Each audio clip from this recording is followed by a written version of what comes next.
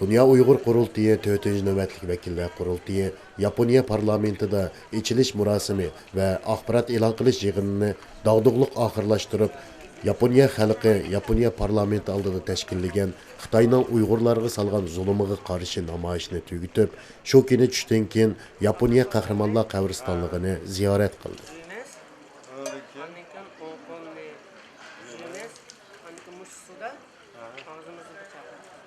Pakizde su ha? Pakiz. Bu endi bularning tarat edish usuli mi? Tarat edish usuli. Bir şey kirish uchun tarat deb kirish kerak.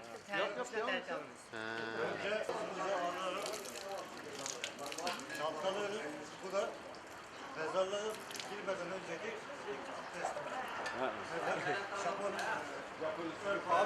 abi.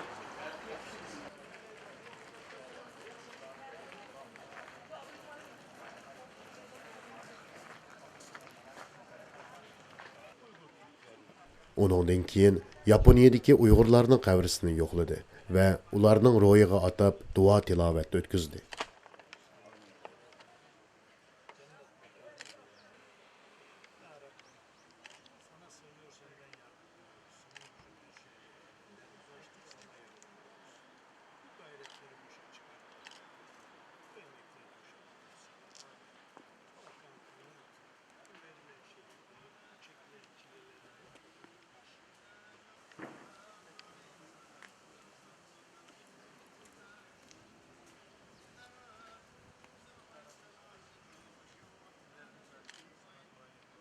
Doktor Hacı Qutluk Efendi bu qahramonlarimizning o'tmishdagi tarixi to'g'risida atrofliq tushuncha berdi.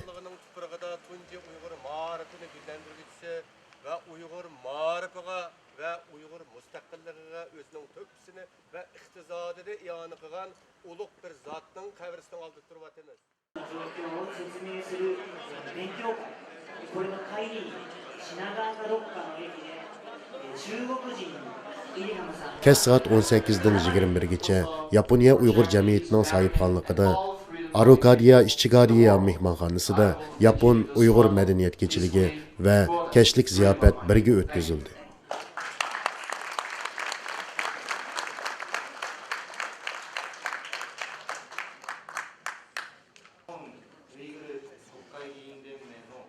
Bu jarayonda Yaponiya har qaysi sohasidagi mashhur zotlar, adiblar, siyosiyonlar, Yaponiyadagi har qaysi axborot vositalari muxbirlari, qurultayning sharaf mehmonlari, shundaqla qurultay vakillari bo'lib, 400 dan ortiq kishi bir yerga jam bo'lib, Yaponiya madaniyati, Uyg'ur madaniyatidan huzur oldi.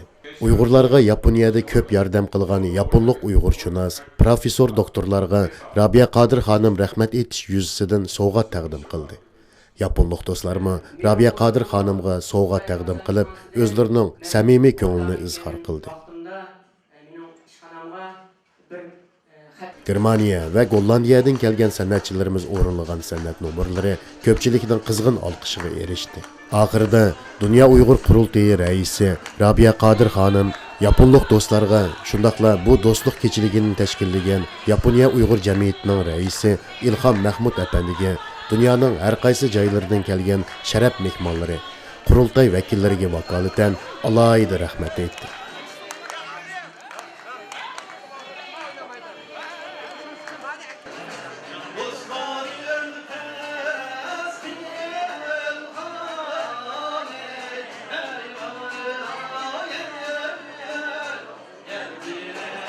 Dehqonlar, davomli keyingi xabarimizda bo'lsin. Tokyo'dan Abdusalam Niyaz Uyg'ur tarqatdi.